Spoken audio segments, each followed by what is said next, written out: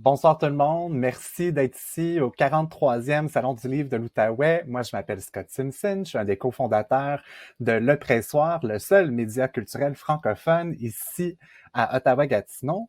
Et j'ai le grand plaisir d'accueillir Fanny Demeule aujourd'hui pour pouvoir parler de son roman Highlands, qui est paru en 2021 à Québec Amérique. Il faut dire que c'est son troisième livre qui est sorti en 2021. Fait que faut dire que ça a été une période productive. Oui, on peut le dire. Là, 2020 a été beaucoup centré sur l'écriture et la finalisation de ces projets-là, surtout. j'imagine c'est ça, c'était peut-être pas des projets qui sont tous partis en même temps, ça c'est juste comme adonné qui ont fini en même temps. Exactement, ouais. Il est arrivé une grande chose dans ma vie, la fin de mon doctorat, qui m'a libéré vraiment beaucoup plus de temps pour écrire. Puis la plupart de ces projets-là, écoute, le premier, le Mukbang, qui est sorti en avril, il est en branle depuis 2017, tu sais, il était temps qu'il finisse. Puis Bagel, c'est un projet que j'ai écrit entre 2019 et 2020 à raison d'un texte par mois. Donc, tu sais, c'est un texte lui-même court, mais que j'ai échelonné sur un an. Je l'ai terminé juste avant le début de la pandémie. Puis pour ce qui est de Highlands, c'est mon moment de confinement, là, je peux le dire. Tu sais, il y a aucun rapport avec la pandémie et le confinement, mais je l'écris en contexte de confinement parce que j'avais vraiment, vraiment besoin de voyager à ce moment-là. Fait que t'en as profité pour voyager à travers tes mots. Ouais, vraiment, c'est en plein ça. Puis là, je sais qu'on va parler plus de Highlands, mais il faut dire que dans le fond, Mukbang, c'est pas vraiment fini à cause que vous êtes en adaptation maintenant pour une série télévisée, non? Exactement. Il y a Kevin T. Landry, qui est un réalisateur montréalais que j'apprécie énormément en tant que personne et en tant que créateur aussi, qui a lu mon roman, je pense, en mai dernier, là, mai 2021. Puis, comme la semaine d'après, il m'a écrit pour me dire Yo, je viens de finir ton livre, je capote, j'aime vraiment ça, puis je veux savoir s'il y a quelqu'un qui t'a déjà contacté pour une adaptation. Puis là, j'ai fait oh mon Dieu, ok, je pensais pas que ça allait venir vite de même. En fait, je pensais vraiment pas que ça allait venir du tout. Moi, dans ma tête, Mukbang, c'est tellement, je veux dire, éclaté dans tous les sens du terme. Fait que oui, c'est un beau défi que je vais relever avec Kevin puisque je vais être co-scénariste sur le projet. Je suis co-scénariste sur le projet avec lui. Donc, on a beaucoup de plaisir à élucubrer l'adaptation en série télé de ce livre. Puis, comment est-ce que c'est le processus de comme revoir sa propre œuvre, mais là, de devoir la réimaginer? Ou peut-être que dans le fond, c'est pas une réimagination, c'est peut-être la façon que tu l'avais vu dans ta tête, puis que là, enfin, tu as la chance de le présenter de façon visuelle. En fait, c'est là où je trouve que c'est un grand privilège de travailler avec quelqu'un d'autre sur ces adaptations-là. Je dis ces adaptations-là parce il y a Highlands, mais il y a aussi, excuse-moi, mon Dieu, Mukbang! Il y a Mukbang, Déterrer les eaux et Rouclair naturel, mes premiers et deuxièmes romans qui sont aussi en cours d'adaptation et j'ai aussi la chance de les co-scénariser avec d'autres personnes. Puis en fait, de co-créer comme ça pour le médium audiovisuel en plus, mais ça me force à relire mon œuvre carrément en n'ayant pas en tête mon chapeau d'autrice, mais en ayant en tête vraiment le statut de scénariste et de considérer vraiment toutes les contraintes et les défis là, réels qu'impose l'adaptation. Puis juste le fait de devoir adapter, ça me force à devoir revoir la manière dont on raconte ces histoires-là. Fait que, tu sais, peu importe à quel point on est fidèle ou non avec les textes de départ, juste le fait de voir les porter à l'écran, ben ça nous vraiment confronte à faire des choix et à s'ingénier pour traduire en fait non seulement ce que je voulais faire dans mes livres, mais surtout ce qu'on veut faire à l'écran. Donc c'est ça, je pense, l'enjeu le plus important. C'est pas de faire un remake écranique de ce que j'ai fait, mais c'est plutôt vraiment de proposer des œuvres à part entière à partir de ce que j'ai proposé initialement. Donc, c'est là que le dialogue avec les autres personnes est important parce que ces personnes-là n'ont pas lu Mukbang ou Déterrer les eaux ou Plan naturel de la même manière que moi, je les ai lus et conçus. Fait que leur point de vue vraiment est ultra pertinent là, dans ces processus-là. Est-ce que tu trouves ça difficile à devoir comme replonger dans un univers que tu avais comme fermé? Pas vraiment, je trouve ça vraiment plus trippant qu'autre chose, honnêtement. J'ai pas pour l'instant le sentiment d'essouffler non plus mes œuvres. Puis ça, c'est quand même une question que je me suis posée, par exemple, à Déterrer les eaux, puisque c'est déjà une œuvre qui a été publiée, bon, un roman. Mais après ça, il y a eu l'adaptation en pièce de théâtre. Puis là, rendu à l'adaptation en film, je me suis dit, ben, je me souviens que c'était une question aussi que j'avais posée à mon éditeur, tu sais, qui, tu sais, c'est correct, on peut-tu encore faire autre chose avec Déterrer les autres? Y a-t-il comme une limite à un moment donné qu'on va atteindre? Puis, tu sais, tant qu'on a quelque chose d'autre à dire, je pense que c'est là que ça reste pertinent là, de revivre ce processus-là de création. Puis, honnêtement, quand je travaille sur ces projets-là, j'ai plus l'impression de travailler sur mes œuvres. J'ai vraiment l'impression de travailler sur de nouvelles œuvres à part entière. Fait que non, c'est pas difficile. Puis honnêtement, j'ai l'impression que j'ai tellement de gratitude, puis j'ai tellement de fun à travailler sur ces projets-là que ça éclipse la difficulté potentielle. Mais ça veut pas dire que c'est facile, hein. C'est pas facile de faire des adaptations, mais vraiment sur le plan personnel en tant qu'autrice, de cohabiter avec ces projets-là de nouveau, pas du tout. En tout cas, moi, j'aurais de la misère à... Tu sais, déjà là, moi, comme je finis un article, puis on dirait que je veux le mettre de côté, puis je veux plus jamais avoir à me relire. Fait que l'idée d'avoir à non seulement me relire, mais avoir à réadapter ces mots-là, je trouve comme... En tout cas, je trouve Je que ça prend comprends, mais du honnêtement, courage. j'ai totalement ce feeling-là, mais pour un autre projet sur lequel je suis en ce moment, puis c'est ma thèse de doctorat, bon, la fameuse thèse que j'ai terminée en 2020 puis qui m'a permis de passer à autre chose dans mes œuvres littéraires. Mais tu vois, cette thèse-là, je suis en train de la réécrire, de l'éditer pour une publication en livre. Ça, je trouve ça dur. Là, j'ai l'impression vraiment que c'est...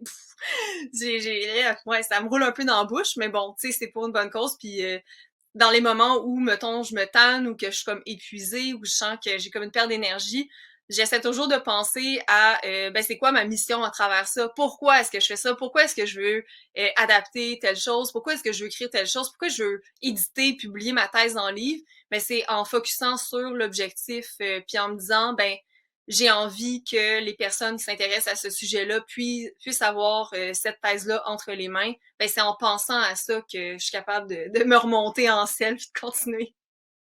Puis là, il y a des parallèles un peu entre toi et Audrey dans Highlands, qui elle aussi vient de Mm-hmm. terminer sa thèse, Oui. qui la soumet et qui reçoit un courriel lui indiquant ben finalement elle poche. Non, Ouais, finalement, c'est ça. Flop. est-ce que tu as dû puiser dans tes propres expériences pour écrire ça ou dans le fond c'était plus un scénario que tu voulais pas t'imaginer et donc tu l'as mis en livre? Ah, genre mon pire cauchemar. Ben, c'est les deux. C'était le scénario que je voulais pas m'imaginer quand j'écrivais ma thèse, mais c'est le scénario qui m'est arrivé. Bon, ok. Hey, ça c'est un gros dossier, par exemple, mais en gros, là, puis je vais pas trop m'étendre là-dessus parce que vraiment, on pourrait passer la nuit ensemble. Puis moi, je suis vraiment geek de toutes ces affaires-là, là, tu sais, de puiser, genre, dans le réel pour, comme, en faire ma matière première de mes écrits. Ben, en gros, là, Highlands, tu sais, c'est un livre de fiction, c'est un livre qui flirte avec le fantastique, avec l'horreur, avec le folklore écossais. Il y a une grande partie d'Highlands qui puise directement dans mes voyages en Écosse. Je veux dire, 90% des places que les personnages visitent, c'est des endroits que j'ai visités moi-même. La trajectoire qu'effectue Audrey, donc il y a trois, tu sais, sets de protagonistes, dont une, c'est la protagoniste Audrey avec sa blonde Gaëlle. C'est tellement calqué là sur mon deuxième voyage en Écosse. Donc, j'étais au cœur de ma thèse, avec toutes les angoisses que cela implique. J'étais allée faire donner une conférence dans un colloque à Édimbourg. Et on est allé pendant une semaine à Loch Torridon où on avait loué le chalet où on était laissé à nous-mêmes parce que le château principal fermait durant la semaine avant Noël. Je veux dire, tout est là, tout est là. Fait que vraiment, ce que j'ai mis dans la trajectoire d'Audrey, je peux le dire, là, c'est carrément de l'autofiction. Il y a quand même de l'invention, là. Je veux dire, je sors avec un Gabriel et non une Gaëlle, et etc., etc. Mais quand même, là, l'essence de ce personnage-là, puis l'essence de ce qu'elle vit aussi en tant que doctorante, c'est vraiment ce que j'ai traversé, là. Pas à ce moment-là, c'est pas arrivé, c'est pas venu gâcher mon voyage en Écosse, là, ma lettre de l'université qui me disait de retravailler ma thèse. Ça arrivait à un autre moment, tu sais, puis c'est là où le volet autofiction embarque. mais j'ai quand même vécu là, cette espèce de période très confrontante là, où mes vieilles blessures puis mes vulnérabilités étaient exposées à nu. Là, fait que je suis allée puiser dans cette expérience-là pour la mettre à profit dans ce roman. Puis je trouvais c'est intéressant aussi d'aborder tout le volet académique par l'entremise de ce personnage-là, parce que je trouve qu'on en parle relativement peu dans les œuvres littéraires de manière générale. Puis aussi, puis ça c'est vraiment très personnel, mais j'avais envie de témoigner de ce qui m'était arrivé, mais j'avais pas envie de le porter directement sur moi. Fait que vraiment le personnage d'Audrey, qui d'ailleurs c'est mon deuxième nom en fait. C'est à ce point-là mon double Audrey, c'est Audrey Bastien, son nom dans le roman. Ben Audrey c'est mon deuxième prénom, puis Bastien c'est mon deuxième nom de famille. Fait que je veux dire, ça pouvait pas être plus moi là. Puis elle est végane comme moi, elle boit pas d'alcool. Tu sais, c'est vraiment toutes les petites affaires sont là. Fait que ouais, je me suis vraiment amusée à camoufler ça dans Ben, mon il faut roman. dire aussi que, tu sais, le récit d'Audrey, c'est peut-être celui qui est le plus straightforward, tu sais, dans le Ouais. livre, qui est le plus comme traditionnel, si on peut dire. Puis Oui, oui, après oui, oui. ça, le trajet de Gia et d'Emily, qu'on finit par réaliser ce qui sont des personnages dans un Oui, roman de oui. quelqu'un d'autre. Là, je sais, je Voilà. veux pas trop divulgacher, mais en même temps, si vous êtes ici, c'est que vous êtes fan, puis je m'excuse si je vous vole des punchs, là. Mais c'est Le difficile de voyage parler. en vaut la chandelle quand même. Oui, ah oui, oui. Puis tu sais, il faut dire, c'est peut-être une des lectures les plus perturbantes que j'ai fait plus récemment, là. Sérieux? Ben, je trouve qu'il y avait beaucoup de parallèles. Je sais pas si tu connais le livre The White Hotel par D.M. Thomas.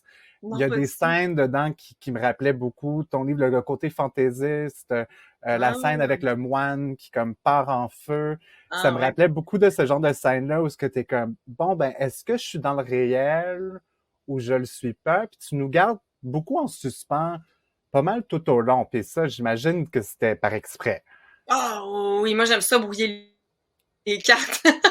J'aime ça faire ça dans tous mes livres, mais vraiment dans ce livre-là en particulier, je pense que ça a explosé. Puis je te dirais qu'au départ, c'était même pas envisagé comme... c'était même pas censé être un roman, en fait, à la base.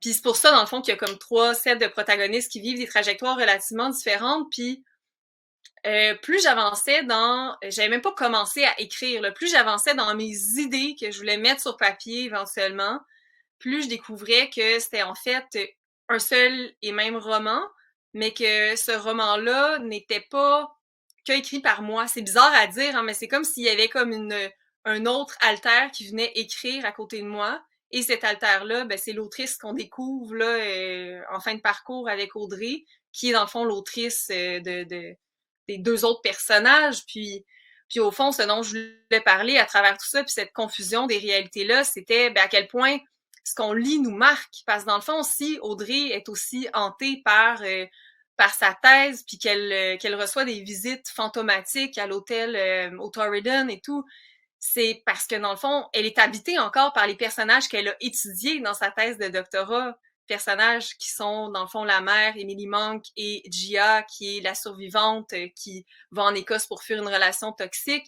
Donc, c'est vraiment pour montrer à quel point c'est puissant ce qu'on lit, puis ce qu'on consomme en termes culturels, ce qu'on fait comme rencontre. C'est un roman qui m'enseigne des hantises, des personnages réellement spectro fantomatiques. Par exemple, l'Écossaise qui possède Gia dans une des 3 trames narratives, mais c'est aussi la hantise au centre figuré.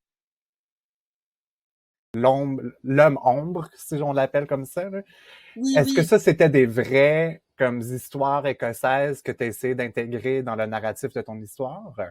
Alors, les trajectoires de mes personnages, là, vraiment leur courbe dramatique, 100% moi qui les a soit inventées ou que je suis allée puiser là, dans mon vécu.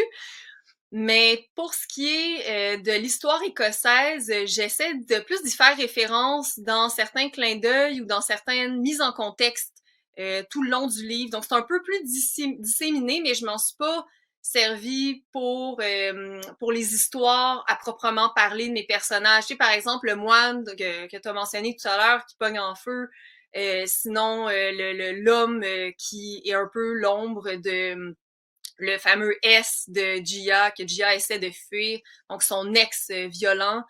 C'est tout des inventions de ma part, mais il y a vraiment, vraiment beaucoup de Easter eggs par rapport à l'histoire de l'Écosse et à la culture écossaise que j'ai mis tout le long du roman. Je peux en nommer quelques-uns si jamais ça vous intéresse. Quelqu'un qui connaît l'histoire de l'Écosse a peut-être d'ailleurs décelé ces petits clins d'œil-là, mais à un moment donné, par exemple, on a le personnage de Gia qui est en fuite vers Shieldhaig, qui dort, tu sais, à ciel ouvert et tout, tu sais, le moment où elle sent sauvage, littéralement. Puis, à un moment donné, il y a un orage, puis elle se réfugie dans une grotte. Et à l'entrée de cette grotte-là, il y a carrément une araignée qui tisse sa toile, et cette toile-là est sans cesse défaite par les bourrasques de vent, jusqu'à la 7e fois où Gia se dit, si l'araignée finit sa toile cette fois-ci et que cette toile-là n'est pas détruite, moi, je me pitche dans la tempête puis je continue ma route, tu sais. Puis dans le fond, c'est tiré de l'histoire de Robert de Bruce, qui était en fuite, qui avait des armes à ses trousses et qui s'était réfugié dans une grotte et qui vit la même histoire avec la petite araignée qu'on a araignée qu'on a d'ailleurs appelée Bruce dans mon roman, mon éditeur et moi, à cause de ça. Fait que c'est ça, tu sais, c'est un exemple parmi d'autres, mais le roman est tapissé là, de références à l'histoire écossaise, puis des fois c'est subtil, c'est juste, par exemple, la dernière phrase, là, les femmes qui marchent les pieds nus dans les Highlands, ben c'est carrément une référence aux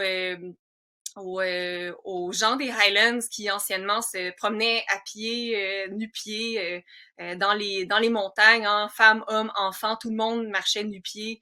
Et c'est une des richesses culturelles qui a été en quelque sorte brisée hein, quand les Highlands ont été évacués là, sous l'emprise anglaise.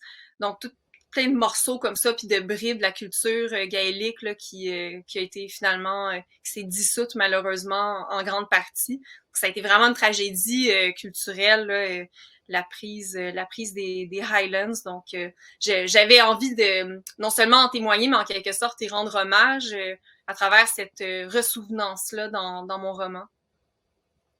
Puis là, les trois protagonistes, ça donne à être québécoises dans un récit qui est très écossais. Est-ce que c'était voulu de garder un lien super direct entre le Québec et l'Écosse?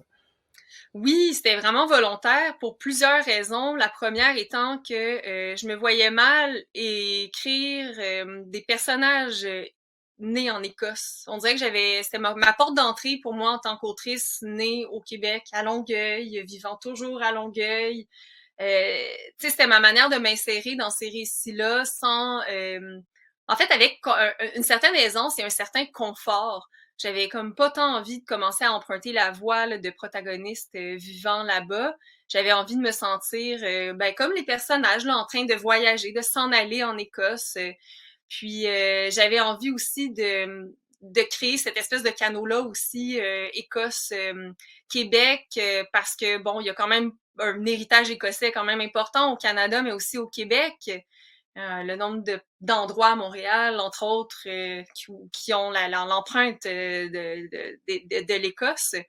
Puis sinon aussi, je trouvais que c'était intéressant dans carrément ma construction dramatique de retrouver en fin de parcours une autrice, donc l'autrice imaginaire qui écrit la moitié de mon roman, qui est une autrice écossaise, mais qui, elle, a visité et vécu et enseigné à Ottawa, donc qui a vécu carrément au Canada. Donc, c'était vraiment pour tisser tout ça. Là. On a non seulement donc des personnages de Québécoises qui vont en Écosse, mais aussi on a une Écossaise qui est allée au Canada. Donc, c'était vraiment comme à double sens. Justement, le personnage de Peggy qui est venu à Gatineau pour enseigner ici, qui disait qu'elle habitait à Gatineau, ben, Mm-hmm. elle avait l'air tellement réelle là, que je googlais, voir, j'étais comme, mais c'est une vraie personne finalement? J'étais comme, tout ce long-là, finalement, c'était sur une écrivaine, mais finalement, j'ai réalisé que non, non, là, tu l'avais bien inventé, mais il y a un côté très méta à ton écriture, puis le fait que justement, tu as sa biographie quand même à la fin, comme si elle avait écrit le livre. Est-ce que tu avais en tête de rédiger quelqu'un qui était quelque chose qui était méta ou pas du tout? Ben ça c'est vraiment apparu, tu sais, quand je parlais tout à l'heure, qu'avant même de commencer à écrire, quand je pensais à mes trames narratives puis comment elles allaient s'entrecroiser. Puis d'ailleurs, il y a un motif gaélique important que j'ai voulu mettre à profit dans la structure, c'est l'entrelac, tu sais, l'entrelac celtique qu'on retrouve en fait dans plusieurs arts, non seulement en Écosse mais aussi dans d'autres pays celtes comme l'Irlande. Donc, l'entrecroisement comme ça, je me suis dit, ben, comment ça va aboutir, tu sais, comment ça se termine. Et là, j'ai eu l'image de la tresse, tu sais, la tresse, il y a trois fils. Et éventuellement, ces fils-là, il y a un élastique ou il y a quelque chose qui vient les retenir ensemble. Puis dans le fond, l'élastique, c'est Margaret Grant que j'ai inventé. Mais j'étais assez contente de savoir que mon piège a fonctionné puis on peut croire que c'est une autrice réelle, d'autant plus que je fais référence à une autrice écossaise réelle un peu plus tôt dans mon roman qui est Nan Shepherd, qui est une véritable écrivaine qui a vécu dans les Highlands, qui est décédée aujourd'hui, mais qui a écrit entre autres The Living Mountain. Donc le fait de faire une référence réelle en amont, puis le fait de mettre en scène cette autrice Peggy Margaret Grant, là, c'était, ben, ça contribue un peu à la confusion. Puis, honnêtement, il y a plusieurs personnes là, qui m'ont dit, ah, je connaissais pas Margaret Grant, mais ça m'a donné envie de lire ses œuvres. Bonne chance! Puis là, en joke, avec mon éditeur, on se disait, ben, est-ce que j'écris, tu sais, les autres romans de Margaret Grant, parce qu'ils sont nommés dans sa notice bio. Oui. Et encore là, tu sais, je parlais du fait qu'Audrey, c'est un double de moi à plusieurs niveaux, mais à Margaret Grant, c'est un peu mon fantasme d'écrivaine, tu sais, comme c'est un peu moi, Fanny Demeule, qui s'imagine cette autrice écossaise qui vit dans les Highlands, qui est végane, tu sais, il y a quand même beaucoup de jeux entre Margaret Grant et moi, à tel point que même ses titres dans la biographie fictive à la fin, il y en a certains qui sont des traductions gaéliques de mes premiers romans. Fait que c'est ça, c'était à ce point-là, je me suis vraiment amusée, puis c'est une révélation que j'ai eue en fin de parcours, là, le fameux élastique de Margaret Grant. Mais quand j'ai eu cette révélation-là, j'ai été moi-même surprise, tu sais, puis tu sais, c'est quand même rare dans la vie que tu as une idée qui te surprend, tu fais comme « Oh my God, OK, genre, j'avais pas vu ça venir, mais that's it, c'est ça la fin de mon roman. » Et je me suis dit, si je mets ça dans le livre, c'est là où il y a quelque chose d'intéressant qui va se déployer sur le plan métadiscursif, puis sur le plan de mon propos sur l'imaginaire aussi. Parce que dans le fond, tu sais, c'est là où on met en perspective tout ce qu'on a lu depuis le début du roman, puis qu'on se rend compte, dans le fond, que si on relit Highlands en sachant ça, que la moitié de ce qu'on lit, ça a été écrit par l'autrice Margaret Grant, qui est mise en scène, qui est mise en abîme, ben on a une toute autre lecture, fait que ça contribuait encore plus à mon propos sur l'empreinte de l'imaginaire, puis à quel point l'imaginaire peut être très réel pour nous au moment où on lit, mais aussi après, quand on le met de côté notre livre, quand on le termine, puis qu'on repense aux personnages, puis qu'on repense à ce qu'on a vécu dans ce livre-là, ça devient tellement réel qu'on peut quasiment prendre ça comme des vrais souvenirs. Puis moi, c'est drôle, mais tu sais, j'ai écrit Highlands en puisant dans mes souvenirs sur l'Écosse, mais maintenant, ces souvenirs de l'Écosse-là sont teintés de mon roman. Fait que, tu sais, l'espèce d'interpolation réelle, fiction, imaginaire, pour moi, c'est on ne peut plus concret. Tu sais, je le vis en ce moment, je repense à Torridon, mais je pense aux scènes de mon roman plutôt que penser quasiment à est-ce que j'ai véritablement vécu là-bas. Fait que bref, Mais c'était... même ça, tu sais, ce qu'on a vécu des fois, tu sais, on peut pas toujours faire confiance à notre mémoire, puis à la façon dont on a vécu les choses, puis on le voit quand on parle à d'autres gens qui ont vécu la même chose, puis qu'on réalise finalement qu'on n'a vraiment pas la même perspective. Exact, ouais, ouais. Fait que là, avec en plus toute une trame narrative que toi t'as imaginée, ça doit être encore plus difficile d'essayer de décortiquer qu'est-ce qui est vrai puis qu'est-ce qui l'est pas, là. Exact. Oh oui, non, c'est ça. Tout devient tellement intriqué là que c'est ça, ça devient extrêmement complexe. Ça devient comme un seul tissu, tu sais. Puis au final, tout devient vrai entre guillemets, tu sais. Puis tout devient vrai dans la mesure où on le ressent, tu sais. Ça passe à travers nous, peu importe c'est quoi son origine ou sa destination ou le point de vue qu'on a là-dessus, tu sais, on le vit. Fait qu'au moment où on le vit, ça devient réel, ça s'inscrit en nous et ça laisse des traces, ça laisse des fantômes. Je pense que c'est pour ça aussi que les fantômes sont aussi importants, non seulement dans ce roman-là, tu sais, sont véritablement mis en scène, mais dans l'ensemble de ce que j'écris aussi, la figure du fantôme revient parce que je pense que ben tout laisse une empreinte, tu sais, puis cette empreinte-là, oui, va se transformer à travers le temps, dans la manière dont on raconte ou qu'on re-raconte notre vécu, mais aussi à la lumière du vécu des autres qui vient se confronter au nôtre. Des fois, ce vécu-là vient même réactiver des mémoires dont on n'avait même pas le souvenir. C'est le cas, par exemple, du personnage de Gia, celle qui fuit la relation toxique. quand elle commence à être possédée par la fille écossaise là à Édimbourg, ben c'est là que se révèle véritablement à elle tout ce qui s'est passé avec son ex, chose qu'elle n'osait pas s'avouer jusqu'à présent. Fait que le contact avec ce fantôme-là qui a un vécu similaire au sien, c'est ça qui réactive sa mémoire. Puis pour moi, c'est le même phénomène qui peut se passer aussi au contact des livres, à quel point en lisant un livre, on peut réactiver des mémoires qu'on avait volontairement ou involontairement occultées ou qu'on savait même pas qu'on portait, tu sais, qu'on avait refoulé là, à ce point-là là, en dessous du tapis. Fait que, fait que voilà. Puis, tu avais mentionné que Roux clair naturel, Déterrer les os vivait un peu dans le même univers, puis que tu sentais que ça se terminait là, mais je pense qu'il y a quand même des parallèles à faire avec tes plus récents récits aussi. Fait qu'est-ce que tu te sens quand même en train de toujours créer dans un univers qui peut s'entrecroiser, justement? Ah, c'est vraiment une belle question. Je pense qu'il y a effectivement beaucoup, beaucoup de fils rouges entre toutes mes œuvres, même si des fois j'ai l'impression qu'elles vont dans tous les sens et dans tous les genres. Mais j'ai quand même des obsessions, n'est-ce pas? J'aime écrire là-dessus, mais je suis Et de obsédée. l'obsession, on avait dit, Voilà, je pense, dans Chantalier, la... Ouais. merci. Non, tu sais, je suis toujours en train de parler ben, de ce qui nous trouble, tu sais, beaucoup de, je pense que le refoulé, le non-dit est quand même au cœur de mes œuvres, que ce soit le mensonge capillaire dans Roux clair naturel, que ce soit le rapport problématique au corps qui est caché volontairement et involontairement par la protagoniste souffrante de troubles alimentaires dans Déterrer les os. Dans Bagel, je veux dire, l'histoire de Bagel en une ligne, c'est une fille qui essaie de se sortir de ses troubles du comportement alimentaire, mais ça passe par la possibilité d'exprimer en fait ce qu'elle vit, de discuter de ce qu'elle vit. Fait que je pense que le côté, c'est ça, de la communication, puis les difficultés des discours, puis les problèmes de communication interpersonnelle qui sont aussi au cœur de Mukbang, mon avant-dernier roman, c'est ce qui traverse vraiment l'ensemble de mes œuvres. Je sais pas si elle se situe dans un même univers, tu sais, qu'on pourrait dire qu'il y a comme un shared universe, comme dans les comic books, mais